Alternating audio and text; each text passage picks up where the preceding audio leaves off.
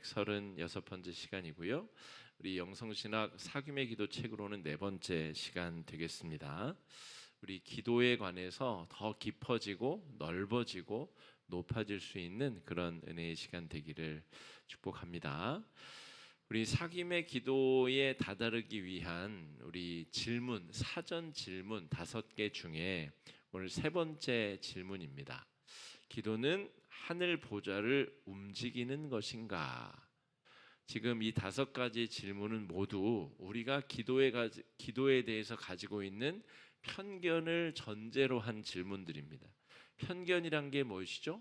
한쪽으로 치우친 견해, 편향된 생각, 이것을 편견이라고 부릅니다. 그러니까 기도에 대해서 왼쪽과 오른쪽, 가운데 다 두루두루 살피면서 이때는 이런 기도를, 이때는 이런 기도를, 이때는 이러한 기도를 자유자재로 구사할 수 있는 게 아니라 한쪽으로 치우친 기도에 우리가 익숙해져 있다는 거예요. 그래서 그 문제점이 있는 기도에 대한 편견들을 한번 점검해 보면서 바른 기도란 무엇인가 라고 한번 우리가 배워보자라고 하는 것이죠. 나는 기도를 정복했어. 나는 기도를 다 알고 있어. 나는 더 이상 배울 게 없어. 하시는 분들은 사실은 없습니다. 왜냐하면 우리 기독교 역사가 2000년이에요. 2000년 동안 나보다 더 기도 열심히 해본 사람이 없을까요? 토굴에 들어가서 40일 금식하며 기도한 사람이 없었을까요? 기도하면서 기사와 이적과 환상을 보고 수많은 하나님께서 허락하여 주신 놀라운 기도의 기적을 경험한 사람들이 없었을까요?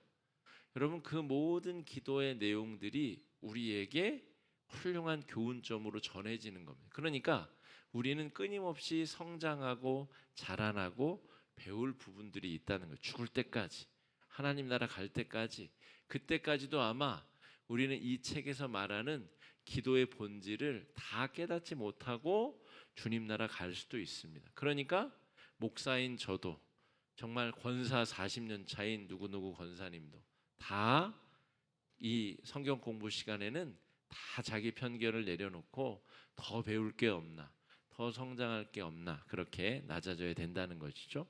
자, 기도에 관련돼서 우리가 가지고 있는 세 번째 편견은 무엇인가라고 하면, 기도를 하나님의 보좌를 흔들고 움직이는 것이다 라고 하는 그런 편견이라는 거죠. 자, 소위 하늘 보좌를 움직이는 기도는 하나님의 뜻을, 하나님이 이런 것을 정했는데 하나님께서 이런 뜻을 정하도록 내 기도로 바꿨다는 거예요. 하늘 보좌를 흔들었다, 움직였다. 하나님의 마음을 변심하게 만들었다라고 하는 거죠. 이런 기도가 성경에 등장합니다. 하나님께서 범죄한 이스라엘 백성들을 다 쓸어버리겠다고 할 때 모세가 하나님을 말립니다. 하나님, 한 번만 참아주십시오. 하나님, 이제까지도 참으셨는데 한 번만 더 자비를 베풀어 주십시오. 그래서 하나님이 그 진노의 계획을 조금 늦추시고 진노의 양을 좀 줄이시고 하는 여러 사건들이 등장하죠. 그런 것들이 바로 하늘 보좌를 움직이는 기도인데, 기도는 자고로 이런 것이야 라고 편향된 견해를 딱 고착되게 가져버리면 모든 기도를 다 그런 식으로 하고자 마음 먹고 기도에 돌입한다는 겁니다. 그런 기도는 사귐의 기도일 수 없다라는 이야기를 하고 있는 것이죠. 하나님의 뜻을 움직이는 기도. 신약에서는 이러한 하나님의 뜻을 움직이는 기도로서 2가지 사례, 우리 성도들이 자주 오해하는 본문이 바로 이 본문인데, 과부와 불의한 재판관 비유, 누가복음 18장에 불의한 재판관이 있고 억울한 일을 당한 과부가 있어요. 이 상황에서 과부는 어떤 존재죠? 지금으로부터 2000년 전 유대 사회는 남성이 먼저 죽은 과부 여성은 아무런 영향력도 능력도 억울한 일을 호소하고 따질 수 있는 데도 없는 진짜 정말 연약한 자를 상정합니다. 그런데 그 일을 재판해야 되는 자가 불의하다는 거예요. 근데 이 아무것도 할 수 없는 여인이 딱 한 가지를 했는데 끊임없이 재판관을 찾아가 가지고 귀찮게 하고 귀찮게 하고 귀찮게 했더니 그 재판관이 의로워서가 아니라 귀찮아 가지고 이 여인의 억울함을 풀어줬다. 그런 비유입니다. 누가복음 11장의 못된 친구의 비유는 뭐냐면 늦은 밤에 문을 두드리고 나에게 지금 손님이 왔는데 떡덩이를 좀 빌려달라. 내가 손님 대접할 떡덩이가 없으니 일어나서 나에게 떡을 좀 빌려달라 했더니 그 사람이 일어나기가 귀찮아가지고 나 지금 잠자리에 누웠는데 왜 귀찮게 하고 그래. 그런데 끊임없이 이 이웃이 문을 두드리자 귀찮아서 떡덩이를 꺼내줬다는 이야기입니다. 이걸 통해서 맞아. 기도는 이렇게 하는 거야. 주인의 마음을 움직이는, 이 재판장의 마음을 움직이는 이 과부의 기도처럼 귀찮아서 일어나기 싫은 친구를 일으켜 세운 이 문 두드리는 사람의 간구처럼 기도는 그렇게 하는 거야 라고 우리가 편견을 가지게 되었다라고 하는 겁니다. 그런데 하나님과 여기서 이제 이 두 가지 비유에서 하나님 역할을 하는 자가 하나는 불의한 재판관이고 또 하나는 또 어떤 거죠? 아주 불친절한 친구, 아주 못마땅해하는 친구가 이 하나님의 역할을 상징하는 표현이라고 볼 수가 있습니다. 못된 친구가. 그렇다면 불의한 재판관과 인색한 친구가 과연 하나님이라고 여길 만한 그런 상응하는 인물인가, 존재인가? 그러니까 그 비유에서 본질적으로 예수님이 하시고자 하는 이야기를 오해했다는 거예요. 그냥 하나님이 마음을 바꿀 때까지 끊임없이 귀찮게 하고 끊임없이 요구사항을 이야기하라는 말이 아니라 하나님을 이런 존재들하고 비교하지 말라는 겁니다. 오히려 그런 식으로 기도하지 말라는 거예요. 하나님이 불의한 재판관이냐? 야, 하나님 귀찮게 하면 하나님이 귀찮아서 자기 뜻을 바꿔줄 정도의 하찮은 존재냐? 라는 비유라는 거예요. 오히려 그 비유가 하나님에 대한 잘못된 이해를 촉발시키고 있다는 거예요. 그 말씀을 바르게 이해해야 되는데 하나님이 그 정도 존재밖에 안 되니? 그럼 네가 믿고 있는 하나님이 그런 존재라는 뜻이야? 너 그런 태도로 하나님을 믿고 있어? 라고 이 책의 저자가 우리에게 묻고 있는 거예요. 이 책의 저자는 자기 주장을 하는 게 아니라 2000년간 있어 왔었던 기도에 관해서 연구한 수많은 사람들이 그 구절을 그렇게 해석했다는 이야기를 종합해서 전해주고 있는 겁니다. 그 본문을 내가 원하고자 하는 대로 읽어버리면 하나님을 불의한 재판관으로 만들어버린다는 거예요. 하나님을 아주 못된 친구로, 아주 자기 지금 편한 거 찾으려고 지금 친구가 문 두드리는데도 잠든 척하고 아유 귀찮아 죽겠네. 저거 왜 자꾸 나를 귀찮게 하나. 이렇게 하나님을 생각한다는 거예요. 우리가 하나님을 그렇게 생각하는 존재인가? 여러분, 하나님이 그런 존재면 뭐하러 인간이 되셔서 십자가에 달려서 자기 생명을 내어주십니까? 불의한 재판관이 자기 자신을 내어준다는 게 말이 앞뒤가 안 맞지 않습니까? 기도에 관해 연구한 우리 기독교 2000년 역사의 수많은 믿음의 용사들이 이 본문을 그렇게 해석한 것이 아니라는 거예요. 하나님 앞에 우리가 그렇게 기도해서는 안 된다라고 하는 것이죠. 이것을 하나님의 이미지가 왜곡됐다고 하는데 이 표현은 제가 추가한 내용입니다. 하나님 이미지와 관련된 성경 공부는 나중에 우리가 또 따로 하게 될 텐데 이 부분은 제가 이런 말이구나라고 부연 설명을 넣은 거예요. 이미지 있잖아요. 하나님 이미지. 그러니까 우리가 어떤 존재에 대해서 이미지를 가지게 돼요. 이미지. 그 수학 선생님은 정말 무서운 분이야. 아주 엄격한 분이야라고 이미지를 가지게 되면 그분은 집에서도 똑같이 무섭고 가족들에게도 엄격한 존재처럼 우리가 인식할 수 있다는 거죠. 근데 다를 수 있죠. 직장이니까 그 학교에서는 엄격하게 가르치지만 집에서는 자상한 아버지가 되고 아주 따뜻한 남편이 될 수도 있겠죠. 우리가 어떤 이미지를 가진다는 것은 그 존재 자체에 대한 오해를 촉발시킬 수 있다는 거예요. 하나님의 이미지가 왜곡된 존재는 누가복음 18장, 누가복음 11장 그 비유를 듣고 이렇게 기도하라는 거구나. 하나님은 마저 불의한 재판관과 비슷한 존재니까 끊임없이 요구사항을 얘기하면 귀찮아서라도 내 뜻대로 해줄 거야. 이미 하나님의 이미지가 왜곡된 상태에서의 말씀을 보게 되면 그 말씀을 그렇게 해석할 수 있다는 거예요. 하나님의 이미지가 완전히 왜곡된 자는 하나님은 정말 나를 너무 귀찮아하시는 분이야. 이렇게 인식한다는 거예요. 하나님 우리를 귀찮아해서 성령으로 임하시나요? 귀찮아하시는 분이 우리에게 임하셔서 우리 마음에 우리의 저 더러운 곳에까지 내려가셔서 모든 것을 살피시고 모든 필요를 채우시고 귀찮으신 분이 뭐하러 그래요? 근데 우리가 하나님을 그렇게 인식하는 성향을 가지게 된 자는 세상이 그렇게 보이고 말씀도 그렇게 보인다는 겁니다. 자, 바른 하나님의 이미지는 내가 보고 싶은 대로가 아니라 성경에 써 있는 대로 인식하는 것이 바른 이미지죠. 하나님은 내가 경험한 어떤 사람과 비슷할 거야. 그게 불의한 재판관이기도 하고 또 아주 못된 친구 같은 존재인가 보죠. 그런데 성경에 써 있는 성부, 성자, 성령, 삼위일체 하나님의 행적과 우리를 사랑해 주신 여러 기록들을 종합해 보면 그걸 통해서 형성된 바른 하나님의 이미지는 사랑이 많으신 정도가 아니라 사랑 자체이신 분이죠. 그분이 사랑이시라는 증거가 삼위일체 하나님의 존재 양식입니다.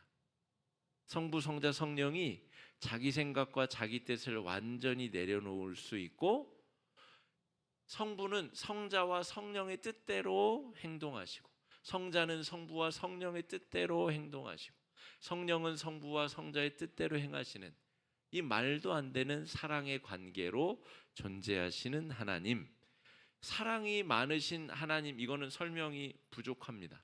사랑 자체이신 하나님, 그 하나님께서 불의한 재판관 같다고요? 그 말을 어떻게 받아들입니까? 왜 하나님을 모욕하는 그런 해석에 내가 동의해야 됩니까? 그럴 수 없다는 거죠. 인자하신 하나님, 우리가 실수하고 잘못할 때마다 번개치고 벼락쳐서 지진내서 우리를 힘들게 하시자고 치면 이 땅에 살아있을 사람이 어디 있습니까?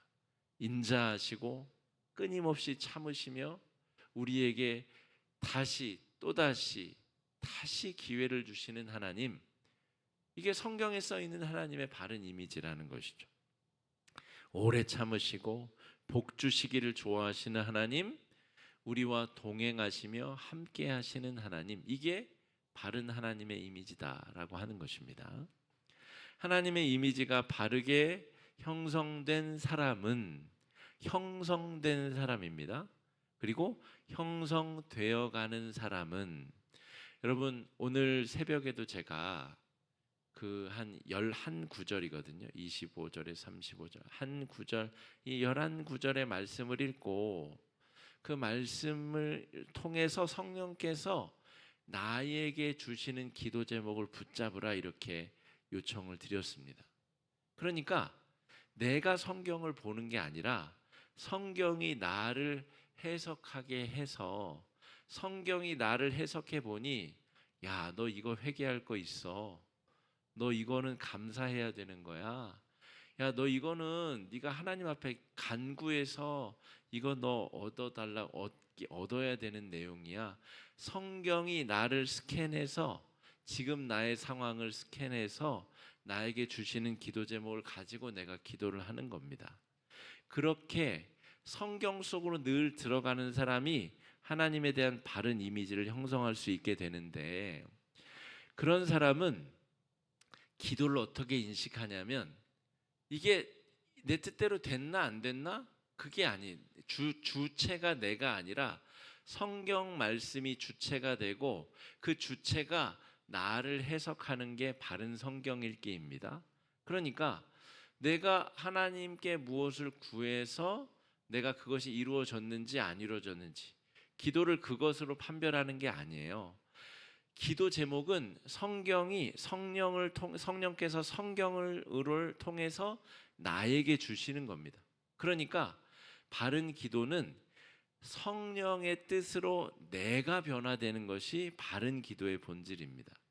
회개하고 감사하고 간구한다 할 때 내가 무엇을 하나님께 구하는 게 아니라 성경의 뜻대로 내가 바뀌기를 기도한다는 말이에요. 거기서 간구한다는 것은 내가 하나님을 바꾸겠다는 게 아니라 성경이 이 말하는 내용대로 내가 여러 가지가 부족하니 성경이 보는 대로 이런 모습을 바꿔주시고 이런 모습을 변화시켜 주시고, 내가 친구에게 동료에게 용서를 구하고 화해를 구해야 되는데 용기가 없으니 성경 말씀대로 할 수 있도록 용기를 달라고 간구하는 겁니다. 그러니까 회개, 감사, 간구라고 할 때 다 성경을 통해서 말씀하시는 성령 하나님이 주체이고 변화되어야 되는 자가 바로 나입니다. 내가 하나님께 A도 구하고 B도 구하고 C도 구했으니까 A는 당장 주시고 B는 열흘 안에, C는 적어도 한 달 안에는 꼭 이루어줘야 됩니다. 안 그러면 내가 밤낮 없이 귀찮게 할 거니까 귀찮은 꼴 당하기 싫으면 당장 이루어 주시오. 험악한 말로 더 세게 기도하기 전에 싸게 들어주십시오.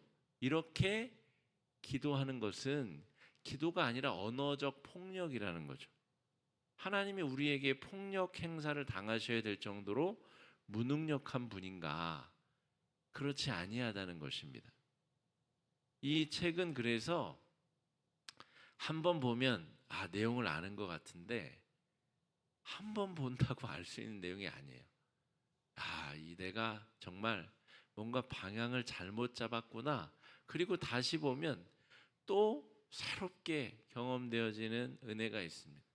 내가 하나님에 대한 오해, 기도에 대한 오해를 가지고 잘못 살아가고 있구나.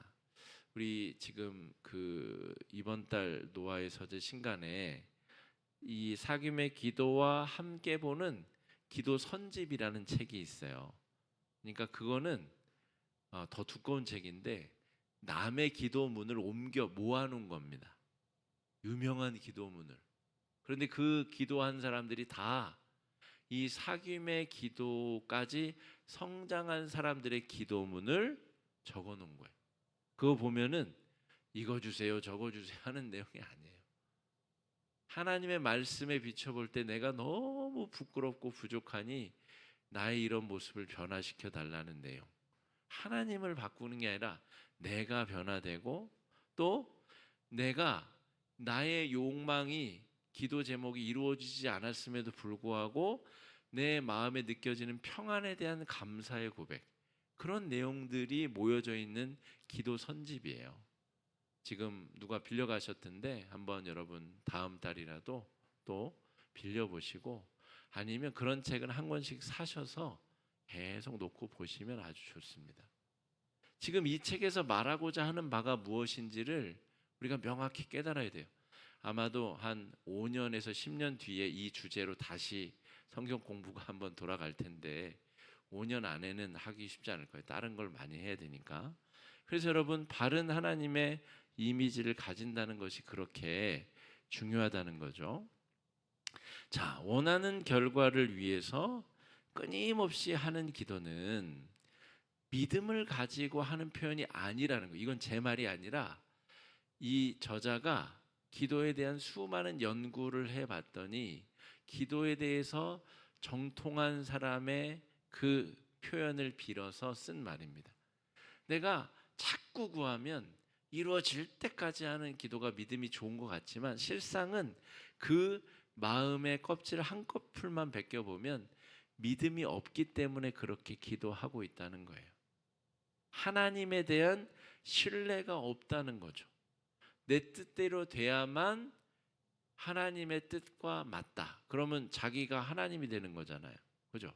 그러니까 하나님을 믿는 게 아니라 자기 신념을 믿는데 자기 신념보다도 하나님의 결정권이나 하나님의 지혜로우심을 더 낮춰보는 기도다라고 하는 겁니다. 원하는 결과를 위해서 끊임없이 기도하는 기도. 이게 우리가 익숙한 거잖아요. 그런데 기도를 시작한다는 이야기는 그 기도의 결과가 이미 그게 어떤 시기든 성취가 되었음을 믿고 드리는 기도. 제가 몇 차례 말씀드린 대로 저는 어디 우리 그 선교를 떠나거나 아니면 무슨 우리가 기도 제목을 가지고 뭔가를 할 때 미리 감사원금을 미리 합니다. 미리. 그러니까 갔다가 사고가 날 수도 있죠. 그러면 감사 안 할 거예요? 내가 원하는 대로 막 완벽하게 모든 일정이 다다닥닥 떨어지지 않으면 그거는 그 다음에 갔다 와서는 감사 안 할 건가요? 그러니까 감사는 본래 하기 전에 하는 거예요. 결과가 나기 전에 미리 감사는 미리 하는 거예요. 안 돼도 안 될 만한 이유가 있겠지. 안 되면 하나님이 안 되도록 하나님께서 나에게 기회를 주신 거겠지. 그러니까 그게 시험이 됐든 무슨 선교 여행이 됐든 뭐가 됐든 자녀 입시가 됐든 자녀 승진 문제가 됐든 내가 원하는 방향을 딱 정해놓고 그거 되면 내가 감사원금 요만큼 하고 안 되면 하나님 국물도 없는지 아세요? 이런 식으로 못된 심보로 드리는 기도는 하나님을 아주 우습게 하는 기도입니다. 기도하는 게 아니라 가끔씩 협박하는 거죠. 그거는 하나님께서 그 기도에 어떻게 바르게 응대를 해주실 수가 그럼에도 응대를 해주시죠. 그래서 그분이 사랑이신 거예요. 우리가 아주 못되게 구는데도 또 기도 들어주시고 또 응답해 주시고 말씀해 주시는 거죠. 그게 우리가 경험하고 있는 하나님의 어떤 분이신가에 대한 이미지입니다. 자, 우리가 기도한다는 것은 하나님의 성품을 그 자체를 신뢰하면서 기도하는 거예요. 하나님이 크신 분이다. 하나님이 지혜로운 분이시다. 전지전능한 분이시다를 신뢰하면서 기도하는 거예요. 그러니까 내가 이만큼 노력했으니 이만큼 기도 공로를 쌓았으니 이거는 전혀 기독교적인 게 아닙니다. 저 티베트 불교에서 오체투지로 10kg, 15kg, 20kg, 심지어는 몇백 킬로를 기어가죠.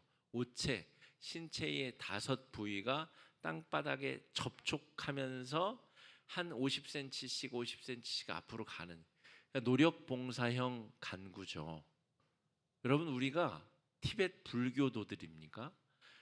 우리가 그런 정도의 아주 정말 연약한 그런 신앙 고백을 가지고 있는가?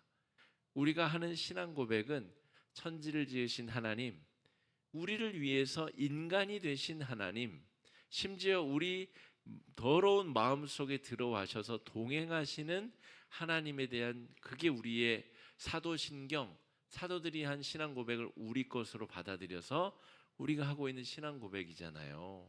거기에 어디에 하나님 제가 오체투지로 20kg를 갔사오니 이 기도 제목을 안 들어주시면 큰일 날 줄 아시오 라는 그런 못된 신앙 고백이 어디 들어있습니까?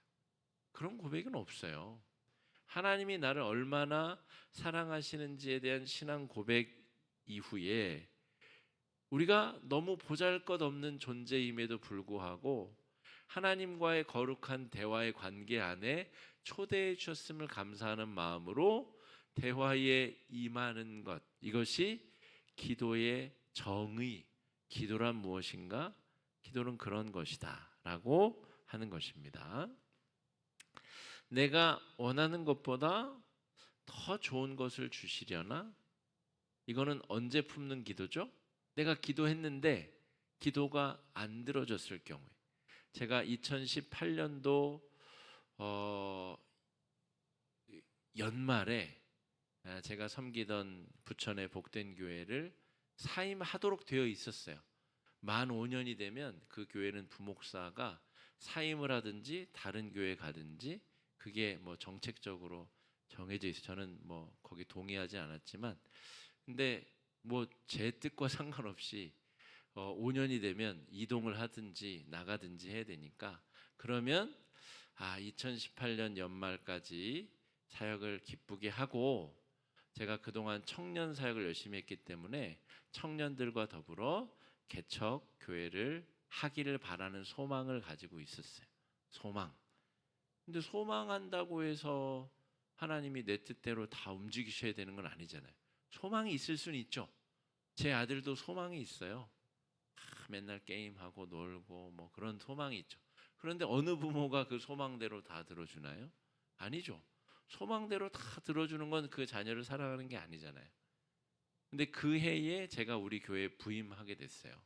그러면 제 소망은 어떻게 된 건가요? 좌절된 거죠.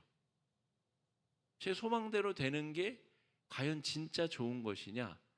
그거는 내가 내 자신을 하나님보다 더 신뢰할 때 생각할 수 있는 교만한 생각이죠. 그죠?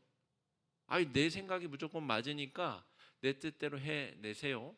안 그러면 나 지금 짜증 날라고 하니까 내 뜻대로 해주시고, 안 그러려면 저는 다른 종교로 가든지, 나는 하나님 안 믿을 거니까 하여튼 알아서 하세요. 이런 식의 기도가 무슨 대화이며 사귐이고 무슨 그런 게 어디 있어요?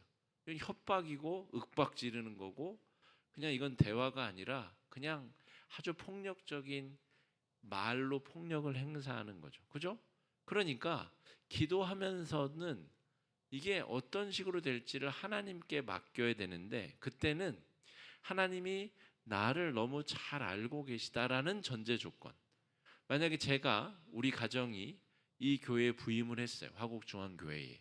그러면 이것은 삼자적인 일이 벌어진 겁니다. 그죠? 저라고 하는 목회자 가정도 관련이 있고, 우리 화곡중앙교회도 관련이 있고, 이곳에 보내신 하나님도 관련이 있는, 삼자적인 관련이 있는 거예요. 그러니까 내가 소망하는 바를 막 얘기하면 그냥 나 하나만 그 일에 연관되는 것이 아니라 이 모든 일의 주관자이신 하나님께서 결정하셔야 가능한 일인 겁니다. 그러니까 기도를 생각할 때에 그냥 내가 원하는 대로 착착착 진행되는 게 기도가 잘 된 것이다라고 착각하면 한참 멀었어요. 신앙을 다시 완전히 허물고 다시 재건, 적어도 기도의 영역에서는 다시 재건해야 됩니다. 어떤 기도가 성취된다는 것은 나와 하나님 사이에만 벌어지는 일이 아니에요. 하나님이 저를 꼭 맞는 어떤 사역지에 보내셨는데, 그곳이 화곡중앙교회라면 화곡중앙교회가 후임 목회자를 위해서 기도하는 내용과 그곳에서 저와 교회와 함께 만들어갈 그런 미래의 역사와 이 모든 것들이 전체가 망라되어서 하나님의 계획 안에 그게 진행되는 겁니다. 그러니까 이게 좌절됐는데 그러면 더 좋은 걸 주시려나? 조금 있다가 주시려나? 아니면 안 주시는 게 그게 날 위해서 더 도움이 되려나? 바울은 그 질병을 위해서 3번을 죽자고 기도했는데 하나님이 질병을 안 고쳐주셨어요. 왜 그러셨을까? 알 수 없죠. 천국 가서 하나님께 물어봐야 되는데, 아마도 그 질병의 연약함 때문에 간절한 마음으로, 연약하고 겸손한 마음으로 복음 증거자로 살아내지 않았을까라고 저는 추측할 뿐이죠. 그것마저 없었다면 바울이 교만해졌을까? 알 수 없는 일이죠. 병고침을 받지 못했으니까. 그런데 우리가 상상해 볼 수 있는 거예요. 왜냐하면 하나님은 바울에게 그 질병을 벗겨주지 않는 것이 하나님이 사랑이신 것에 대한 더 확실한 증거임을 내가 믿기 때문에, 하나님이 어떤 분이심을 믿기 때문에 하나님이 바울에게 그런 결정을 하셨다면 그럴 만한 이유가 있을 거야 라고 하나님을 믿는 거죠. 하나님의 성품을 신뢰하는 것이 기도의 바른 전제 조건이다 라고 하는 겁니다. 그러기에는 너무나 지금 견뎌내기 힘든 어려운 상황 속에 있는 분들이 있을 수 있습니다. 여러분, 그러나 우리가 지금 기도의 본질에 대한 이야기를 하고 있는 겁니다. 하나님이 어떤 분이신가? 손영원 목사님도 사랑하는 첫째, 둘째 아들을 잃었고, 믿음 좋은 목사님들도, 우리 교회 노예의 시찰에 있는 목사님들도 췌장암에 걸려서 돌아가시는 분들도 있고, 여러분, 그분들은 기도를 안 해서 그런가요? 그분들의 기도가 열정이 부족해서 그런가요? 아닙니다. 우리에게 벌어지는 일들은 우리가 다 이해할 수 없는 그런 무한의 영역에 속하는 신비의 영역에 속하는 것이기 때문에 감히 우리가 하나님보다 나를 더 신뢰하는 것은 기도의 바른 태도가 아니라는 것이죠. 그래서 기도를 하나님과 우리가 교제 가운데 나누는 대화로 인식하기 시작하면 무엇이 바뀌는가라고 하면, 기도를 한순간 하나님께서 그 주권을 가져가신다는 것을 믿는 것을 의미합니다. 나는 소망함이 있을 수 있죠. 그렇다고 해서 아무 방향 없이 기도하는 것도 의미가 없어요. 내가 소망하는 바가 이런 거죠. 대화를 하는데 그 사람이 무슨 마음인지 어떤 뜻인지를 얘기해 줘야 대화가 이어지고 대화가 발전할 것 아니에요? 그냥 알아서 하세요. 뜻대로 하세요. 이러면 대화가 오갈 게 뭐가 있어요? 내가 원하는 바를 이야기할 수는 있죠. 그리고 하나님의 음성을 들을 필요가 있죠. 그래서 내가 처음에 한 말이 부끄럽게 느껴져서 거둬들일 수도 있고, 내가 바르게 구했구나, 더 구해야지, 더 바르게 구해야지라고 또 마음이 또 격앙될 수도 있겠죠. 대화는 그렇게 오가는 겁니다. 사귐의 대화는 그렇게 오가면서 나보다 더 높으신 하나님의 뜻에 나를 개방하고 열어가고 맞춰가는 것을 사귐의 언어로 드리는 기도라고 정의할 수 있게 됩니다. 그러니까 예를 들어서 제가 질병에 걸렸는데 질병을 고쳐달라고 기도를 하지만 그게 당연한 거죠. 고쳐달라고 기도해야지, 그러면은 고쳐주지 마십시오라고 기도하진 않을 거예요. 속마음을 솔직하게 털어놓는 것이 바른 기도인데, 내가 고쳐달라고 하지만 하나님께서 언제 고쳐주실지, 고쳐주실지 안 고쳐주실지 그 모든 결과를 다 하나님께 맡겨드리기 때문에 고쳐달라고 기도하면서도 이미 평안한 상태를 누리고 있는 것, 이게 사귐의 언어로 드리는 기도다라고 할 수 있겠습니다. 자, 그러므로 사귐의 언어가 기도라고 인식하며 드리는 기도는 그냥 말뿐이 아니라 하나님을 인식하는 모든 말과 생각과 행동과 침묵, 이 모든 것이 기도라는 거예요.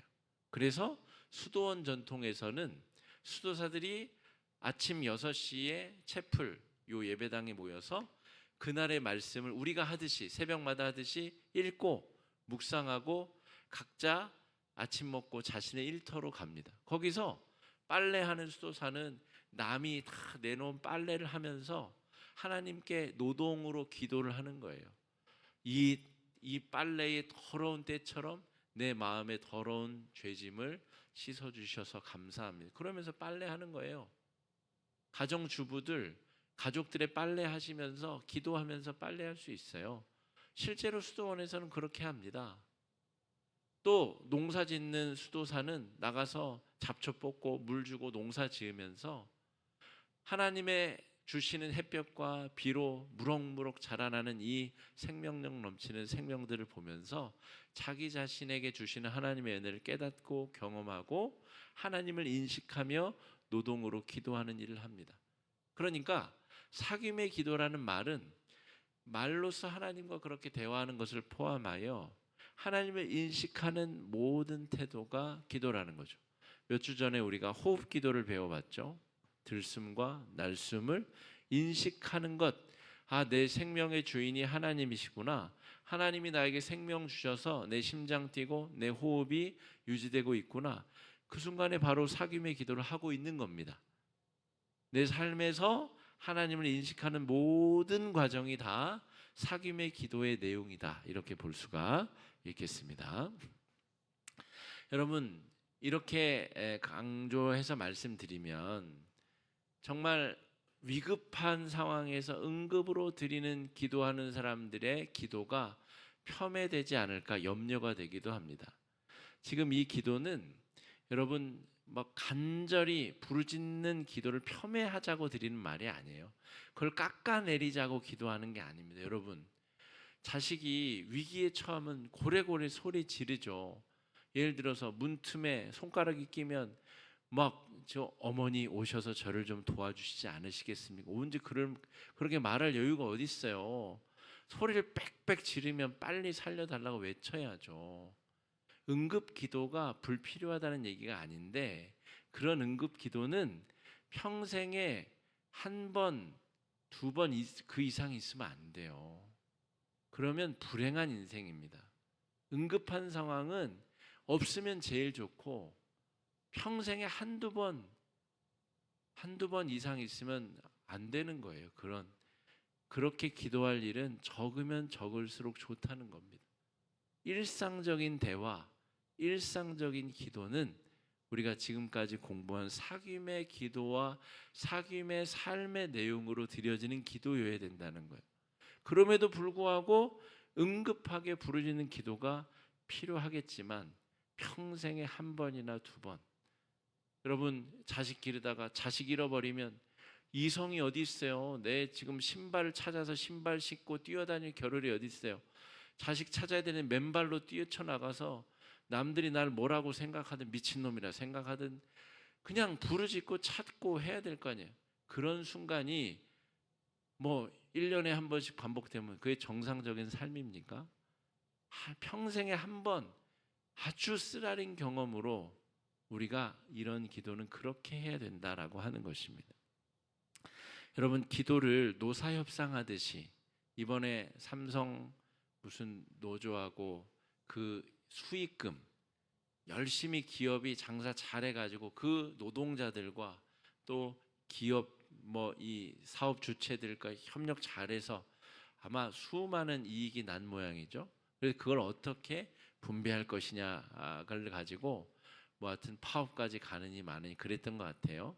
저도 거기까지만 압니다. 자세히는 잘 모릅니다.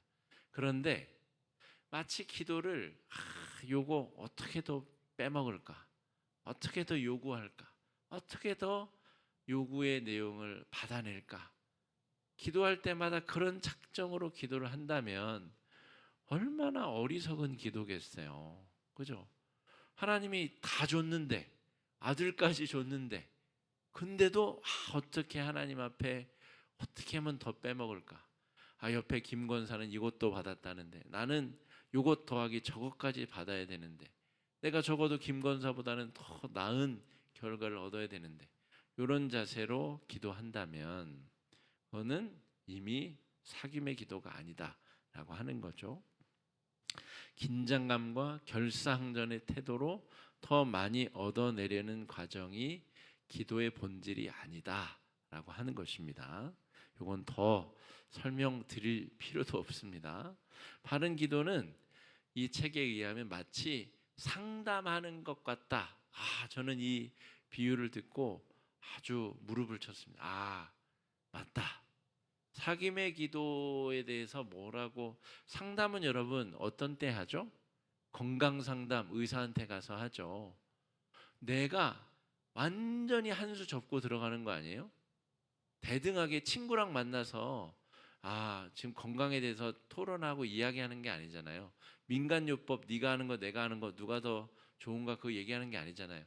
내가 지금 위중한 상황에 살려주십시오라고 의사한테 상담받으러 간 거잖아요. 이 의사가 시키는 대로 안 하면 더 악화될 것이므로 내가 어떻게 해야 되는지 지금 묻는 태도로 지금 물으러 간 거잖아요.